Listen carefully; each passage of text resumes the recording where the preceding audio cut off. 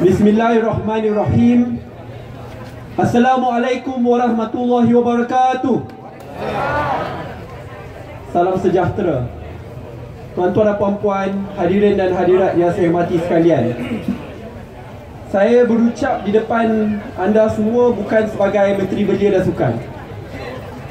Saya berucap sebagai ahli Pakatan Harapan yang mendukung aspirasi Pakatan Harapan, pemuafakatan politik yang berjaya menyatu padukan dua pimpinan ataupun tokoh utama di Malaysia, Tun Dr. Mahathir dan Datuk Seri Anwar Ibrahim.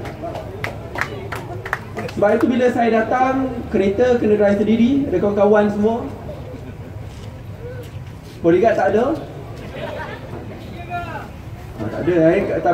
Kalau kawan-kawan jadi bodyguard boleh lah tu. Tetapi saya datang dengan penuh rasa keinsafan dan perlu bermuhasabah. Dan saya gembira melihat suasana seperti hari ini. Sebab Sadiq ingat, bila Sadiq masuk dunia politik, Sadiq masuk untuk berkhidmat kepada rakyat.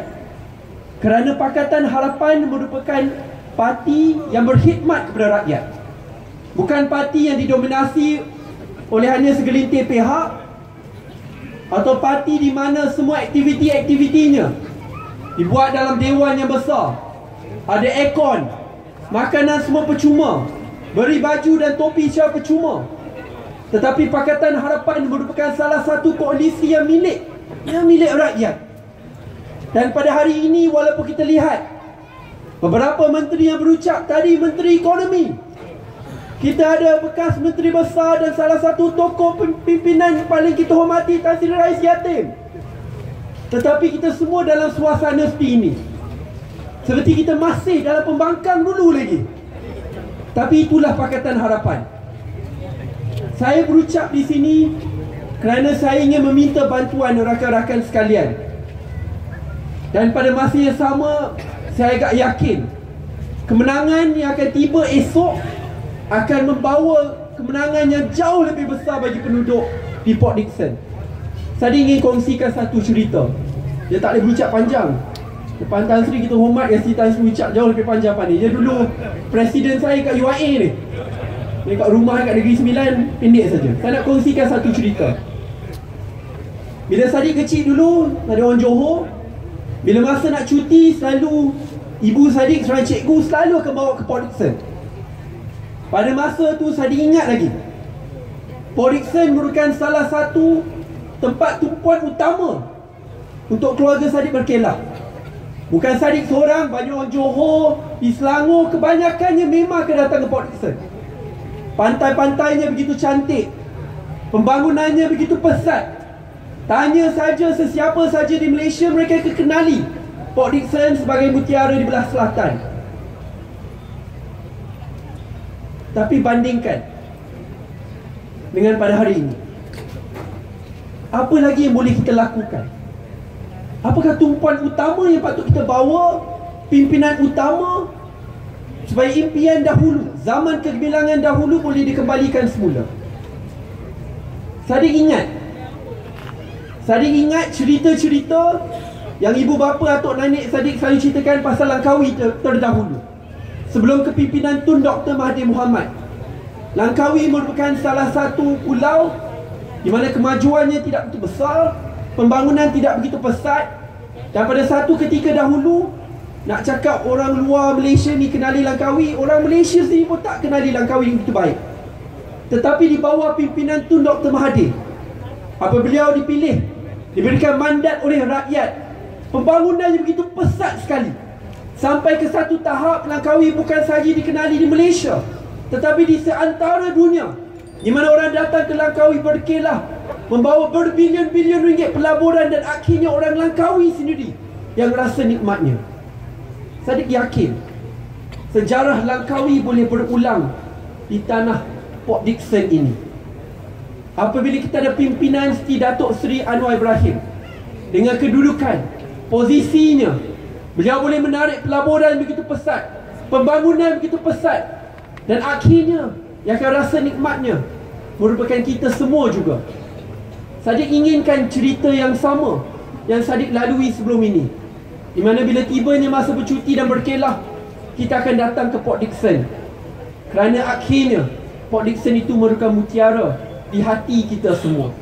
Tetapi untuk kita realisasikan impian ini, kita perlukan bantuan rakan-rakan sekalian. Sadiq akan sentiasa ingat bahawa Pakatan Harapan menang kerana gelombang rakyat.